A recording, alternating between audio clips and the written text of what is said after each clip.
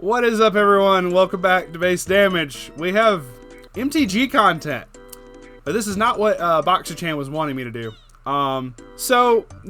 Early this morning, Husky Ninja sent me a article from TCGPlayer. I reviewed one other TCGPlayer article. It was actually talking about Weiss Schwarz, so was hoping, that this was going to be fairly decent. But when Husky Ninja's reaction, she told me, was, "This gave me a headache." I went, huh? What do you mean? This is probably going to trigger some people. I understand where this person is coming from.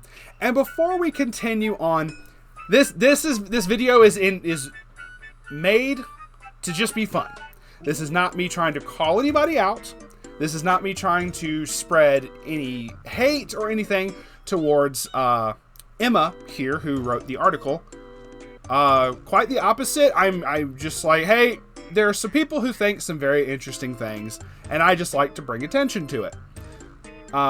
If you want to agree with them, you're free to do that. If you want to laugh along with me, you're also free to do that. It's whatever. But I have nothing against the people who write the TCGPlayer articles. Like I said, the Weiss Schwarz one we did, I actually really liked. Like, I actually really thought that they did a very, very good job on that one, and I commend them for it. This one, not so much. So, the title of it is Playing Unsleeved Commander is pretty fun, actually, and why you should do it too. So, the moment I saw this, I'm like, this is a shitpost. Like, there's no way this is not a shitpost. But let me go ahead and go along reading this. For complete and total disclaimer as well, I don't play MTG anymore. I don't play Commander especially. If I were to play MTG, I would play Standard. Commander, you have a 100 card deck, by the way. Just throwing that out there. They're very eloquent in how they state this. So kudos if nothing else to Emma for being able to write it's a very well written article. Is it the most brain cells I've ever seen in my life? No. But Magic is all about expression. I feel, any deck you build for any card game could, definitely be about expression. How you want to be aggressive with a particular play style, or maybe you want to keep your opponent from even playing the game is also a very interesting expression as well. Sarcasm is a great expression as well. We as Magic players spend a lot of time thinking about the best way to express ourselves playing or collecting cards. Very true. Whether it's yearning for a particular foil basic land, or waiting for a reprint of a new artwork. There are many ways to express ourselves that truly make Magic the Gathering a game for everyone. Like, okay, I don't know the specifics of in each of these things. I don't know what that is. I don't know the specifics of each of these. I'm kind of giving an overview of just the key points here. It says, it makes MTG a game for everyone, and sometimes that expression is simply jamming Magic in its purest form, without sleeves. Yes, you are hearing and reading this correctly. When this person is trying to sell you on the concept of playing your 100 card MTG Commander deck without sleeves. So let's see what, you know what? I'm gonna let them try to cook. We're gonna let them try to cook, and we're gonna see what they say. Maybe they can change my mind. Maybe they can't. Who knows? We gotta keep reading to find out. They do go over a deck profile in this. I'm not reviewing the deck. I do not care. I do not care about the deck. It's the sleeveless aspect that I'm wanting to analyze. While some of you will probably, yes, we did, wince at the thought of playing Magic without sleeves, there's something humble and honest about it. Something humble and honest about playing without sleeves to protect your cards. It's likely when you played your very first game of Magic, you played without sleeves. Or if you picked up Magic while attending school, you probably played without sleeves then too. No, my first game of Magic, I was taught by my buddy Zen. And all of his decks were sleeved. He handed me like a deck that was like very, very generic. He also picked up one that was very generic, and showed me how to play the game instead of like trying to win at them. Just like show me the rules. So no, that deck was sleeved, from what I recall. Even as far back for like Yu-Gi-Oh was like almost always. I mean, outside of like, oh look, I picked up the starter deck Yu-Gi and Kaiba decks like when I was 10 years old. 10 years old, you don't know what the fuck card sleeves are anyway, so, But, you know, maybe for someone else, maybe they did. Maybe they just picked up a trial deck from Walmart and just went raw dog, you know?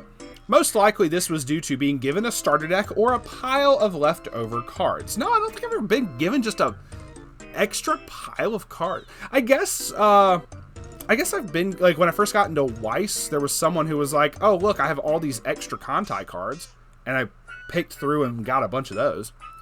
And there wasn't any need to sleeve the whole thing up because there wasn't any notable value in the cards.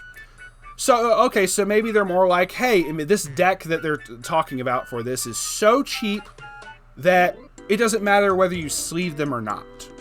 But, I mean, like, MTG has always been one of those, like, games where the value could change. The price of the cards could change. All of a sudden, something could become highly coveted, and I can words, and it might shoot up the price. I mean, that's true for any game, whether it's Weiss, fucking Yu-Gi-Oh, Pokemon, whatever. All of a sudden, you could have these prices just skyrocket through the roof, you know? So, I mean, like, hell, they're, like, Moroku tossed some Yu-Gi-Oh cards at me for, like, Melodious recently, where there was, like, one of their super rare cards, like a super rare that was like 25 cents back in the day. It's all of a sudden a $20 to $25 card now because they got new support. I don't know how volatile Magic is for that, but I mean, if something similar happened, I mean, wouldn't you want to keep them protected for when they, if on the off chance they possibly shoot up in price? I don't know, whatever. So, what's changed? Over the last few years, Magic has shifted into a space where reprints are commonplace, which is very good. I feel that's healthy for the card game. And to the point where some must-play Commander cards are falling into the bulk rare range, or thereabouts. Okay, so where stuff has been reprinted because they knew... because of the nature of Commander is you can pull from every set in existence. I don't know if they have like a specific ban list or anything, but I'm not asking. I'm just stating they might. Who knows? I do not play. But I do know that with Commander, you can pull from the very first... Your deck can have cards from the most recent set and the very first set from, like, you know, almost 30 years ago. So I can understand where they're like, hey, these are really expensive from back then. Let's reprint them. Let's see what we can try to help people and end up not having, like, rares and stuff like that are, like, $40 for no reason. So... And now it's a terrific time for budget-minded players to have reasonably powerful decks without breaking the bank. Okay, yeah, that's pretty cool. That's a pretty... I like the budget focus. You know, to say something positive, I do like how, when I initially read over this, I do feel that they focused on a budget aspect a whole bunch. On the flip side, Magic has also become a massive collector space, thanks to where there's some tremendous monetary value to be made, I think somewhere along the way, we've lost what we individually think is valuable to Magic outside of these monetary norms. I mean, basically stating, is it all about price? Is it all about the money, the dollar signs? But that's it. The concept of value varies from person to person, as everyone has a different perspective of what value is based on their history, outlook, and experiences. I feel I can partially agree with this, where... It feels like, obviously, 90 to 95% of the time, what our value in a card is how much does this cost. If it's a very, very powerful card, but it's also cheap, like, obviously, you know, value it can be, oh, this has value because it's powerful, you know, or maybe sentimental value. Like, I'll go to Weiss for a second, say a Gurren Lagann. Gurren Lagann, not just the price was a big point for me, for how for the card cost before they shot up to like ridiculous prices, but it was because it's my favorite anime of all time. So when I knew that Gurren Lagann was getting a set, I'm like, oh, this is something that I want to pick up. I want to invest in it. Not so much because I thought that it was going to be an expensive set. I liked it for the anime. That's fair. So, I mean, I can understand where they're coming from on this, and I realize y'all can't see the hand motions that I'm making, but I'm making hand motions. For me, the concept of value is purely based on vibes. What is the vibe? The problem is that you are trying to quantify the vibe. Stop trying to. This is the whole point of the vibe. Is that it isn't one thing. It's how it makes you feel. And the experience I'm looking to achieve while playing Magic and to compartmentalize this is by building a mixture of decks. And this is where they go into a bit of talking about, hey, one of their decks is mostly foiled out and they have it double sleeved. So it's not like they just consider like their cards to be completely meh. They have signed cards. They have very valuable ones. They have those double sleeves. They do care for that. Okay. The same is true for owning an unsleeved deck banded together with a couple of hair ties. They evoke a similar purpose, but in a distinct way. So, while it may seem like I'm throwing money into the void by playing a commander deck without any sleeves, there's value in the aesthetic and nostalgia it brings. Sometimes you just want to jam Magic without any complications, layers, or formalities. Maybe don't, play bullshit then. I don't know. Just innocently playing Magic without a care or sleeve in the world. For me, it reminds me of a time almost a decade ago when I first entered into Magic when I thought such and such was the most broken card ever. And I've been chasing that high ever since. Fortunately, jamming unsleeved Commander with friends and peers who adopt a similar outlook turns out to be a really fun experience because to me, it's Magic in its purest and simplest form. It is just literally shuffling up and playing. I want you to remember this when I come back to make a point. It's literally shuffling it up and playing. Okay. The rest of this deck, which they talk about a Bonnie Pal commander deck. The deck is very cheap. I think I saw there's a singular $2 card here. There's an almost $2 card, Tooth and Nail, I know that. There's another 2, so 3. Three $2 cards, and I see 2 or 3 $1 cards. Or 5 $1 cards. So this is very much a budget deck. This is very, very cheap to build, but it looks also like it's a lot of the newer stuff. So what they said holds water in terms of, oh, look, all this bulk that I've been able to pick up, I'm able to just kind of toss into a deck. Maybe not something that's not tournament legal, whatever. But I mean, once again, it's very, very cheap. And they said the overall price, did it say how much the overall price was? $35. For a 100 card Magic commander deck. Okay, you know what? Hell, the commander is 45 cents. So very cheap deck. I can understand where you're like, there's no, I don't need to worry about getting my cards fucked up. See, I go with a different mentality of this. I love building cheap decks because if it gets stolen, I don't have to replace. I take very little to no loss for building a $25 Weiss deck or a $20 or sometimes less than. Fucking Moroku can build so many budget decks for $5 to $10.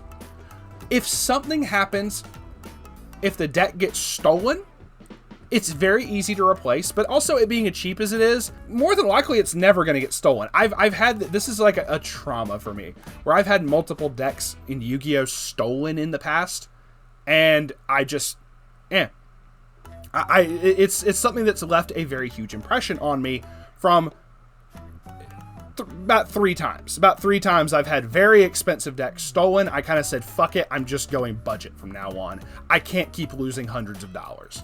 Because people are thieves, Part of that was the community was the community that I was at for that was very bad, but whatever. The rest of the thing, the rest of it, they go talking about the individual cards themselves, how the deck runs and everything, and that's pretty cool. And so we're going to skip all that, however, there is one exception to this unsleeved rule where they put a blue ox token, shoutouts to my locals, in a double sleeve and a top loader because it's clearly the most crucial card within the commander build is the token. And honestly, let's see. Oh, wait a minute. It's understandable. And then they go to give their closing thoughts where they said playing it was a blast and they're excited to try to continue doing this.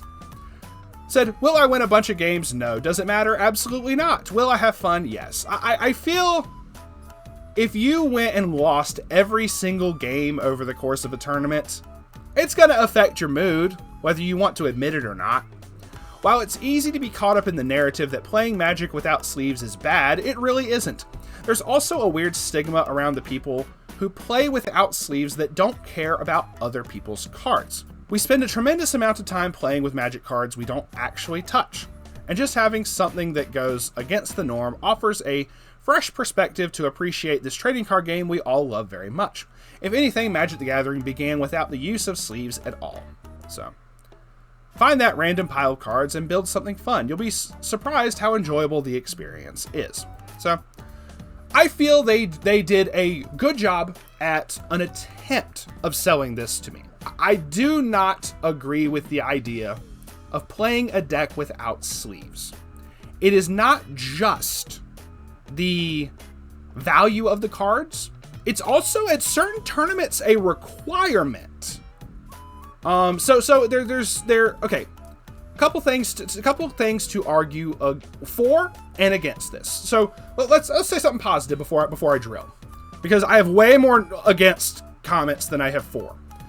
I get the idea of, I mean, hell, even if you look at like the Yu-Gi-Oh anime, where it's like a lot of nostalgia comes from for like me and a bunch of my friends, the characters aren't playing with sleeves.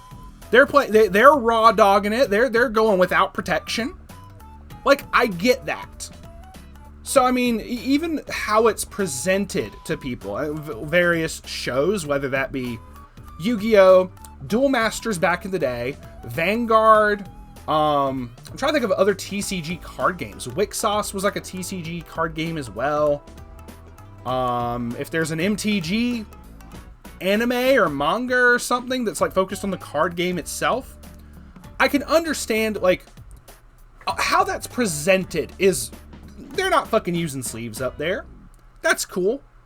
Hell, Kaiba's just going, I'm just gonna take the blue eyes that you have and rip it in half, you know, whatever. So I mean, like clearly, if Kaiba himself, who spends so much money on his cards, doesn't play with sleeves, I could be like, you know, if Seto Kaiba doesn't need them, I don't need them either. You know what? Sure. I'll say, you know what? You do you, fam. Go for it. So I can get what they're talking about with like the nostalgia of like when you first started enjoying a card game, whether that's MTG or otherwise. I can get the nostalgia aspect a little bit, and like just saying, hey, this is how I started off, and this brings me back to that feeling of when I first started learning and had a lot of fun. Like, I get that. And you know what? I'll agree with that. I will agree with that point. However, let's go to the non-points. Like I stated just a moment ago. There are a lot of tournaments, especially competitive, that require you to play with sleeves, because if you see that if a card gets messed up and you are able to familiarize yourself with how the back of that card looks, you might be able to know what the top card of your deck is. Or even like maybe a card on the side because you know it has like a bend or something because it got damaged in shuffling. It's to prevent people from being able to cheat that way. Like, oh, I know the back of my card has such and such card has this bend right here. I can play a particular way because of that. So, the next point that I want to make is the most crucial thing for sleeves. Not just protecting. I don't know about y'all, but I have big hands. And sleeved cards are a hell of a lot easier to shuffle than they are unsleeved. I'm going to go record in a second here when I finish recording this here. I'm going to go ahead and play it on screen now. I'm going to try to get like a whole bunch of like basic energy from Pokemon. And get like a huge stack of basic energy. I'm going to count out 100 cards. And I'm going to try to shuffle that shit on camera without sleeves. 100 card commander deck, which I guess you take one card out, 99, whatever. I'm going to make a 99 card deck, and I'm going to try to shuffle it as best I can. And from that, show you how much easier it's, because the shuffling methods you have to do. Without that, the first thing I immediately think of is riffle shuffling, which I actually despise riffle shuffling like someone riffle shuffling their deck, like just how like ridiculous that is, and like how bad that is to really fuck up your cards. And once again, then those cards could, you know, take damage and become marked, and then I don't know if my opponent's cheating or not. I get the wanting to go back to a pure time. I get that, like, wanting to have that nostalgia of back when you first played MTG, Yu-Gi-Oh, Weiss, whatever. I get that, sure. But the fact of the matter is, I've also become much more accustomed to being able to shuffle my cards appropriately without riffle shuffling, and still be able to being able to properly randomize the deck without like having to do like the little stacked shuffling thing that takes like an eternity to do. It saves time. It saves, you know, a headache of not being able to shuffle properly. I know that my opponent isn't cheating if their shit's sleeved, which, I mean, you can still mark sleeved cards. I know, yes, but whatever. It feels much more blatant if the cards aren't sleeved. A lot of points I feel that go against it. And once again, this may just be them shit posting. I fully admit that I may just be walking into this and they're like, ha, they fell for the shit post. Ah, ha, little imbecile Cade you are. They may also just be completely and totally fucking lazy, where they were like, damn, I need to test out this budget deck. I don't have enough sleeves. What do? Do I unsleeve this other 100 card commander deck to put on this budget deck just to test it out for like a weekend with some friends, only to move those sleeves back over to the other deck because you like that one more? If you just didn't want to move the sleeves over to begin with, Emma, just outright say it. I've looked over this multiple times, and in nowhere did she say, hey, I did this just because I didn't have the time to sleeve and unsleeve and sleeve and unsleeve repeatedly. Like, if that's your vibe, is I was too lazy to change over sleeves, just admit it, girl. Come on. Just don't try to feed these people, like, try to paint the narrative. If you were just too lazy to change the sleeves, like, don't be like, oh, but this offers a fresh perspective to appreciate the card game. It's just shuffling and playing. Okay, cool. Like, I'm fairly certain I did not succeed very well in shuffling 100 cards in my hands. As well as, I'm also not a lazy turd. I'm willing to buy extra sleeves. I'm constantly buying extra sleeves, sure. I spend a lot of money on sleeves, yes. At the same time, I'm not gonna paint it in the idea of, oh, but if I did the same for Weiss, this is Weiss in its purest form. No, it's not. Don't try to fool people. If this is just a shit post, I'm laughing and I'm having a good time reading it. Because if you were making this to be entertaining, I am entertained. I enjoy laughing at other people. If you made this because you're just lazy and don't know how to, and do not care to unsleeve another deck, just admit it. That's all it is. Thank you all very much for watching. I know this is a bit lengthy, but it was a lot to cover and a lot to talk about and a lot to laugh at. And with that, please like and subscribe if you want. If not, hey, thanks for stopping by to check out the video. Share your thoughts down below. Whatever. I won't delete any comments this time around unless you're being an asshole. And if you want to, please feel free to join the Discord as well. Link will be in the description. We get up to a lot of different shenanigans, and just, you know, like I said, feel free to join. It's there. And we'll see y'all on the flip side. And to Emma as well, thank you for a wonderful article. I hope you have a wonderful day, and good luck with shuffling. And we'll see y'all on the flip side. Peace out for now.